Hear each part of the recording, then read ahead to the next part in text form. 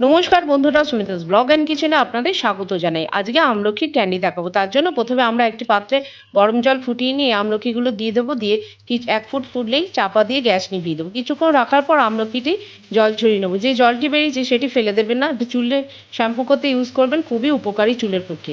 এবার আমলকিগুলো আমরা piece piece করে কেটে নেবো, সিডসি বাদ দিয়ে দেবো। এবার 500 গ্রাম আমলকির মধ্যে আমি 250 চিনি নিয়ে মাখিয়ে সারা রাতেই রেখে দেবো। এবার পরের দিন দেখবে এরকম চিনি গলে গেছে।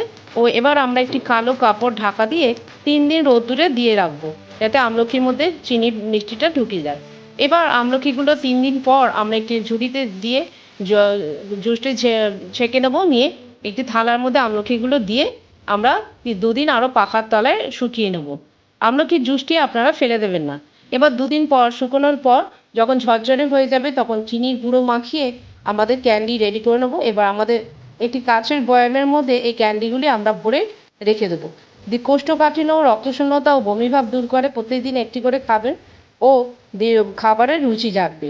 এবার আমলকি যে জুসটি আমরা বেরিয়েছিল সেটি একটি কাঁচের জারে ভরে ফ্রিজে রেখে দেবো।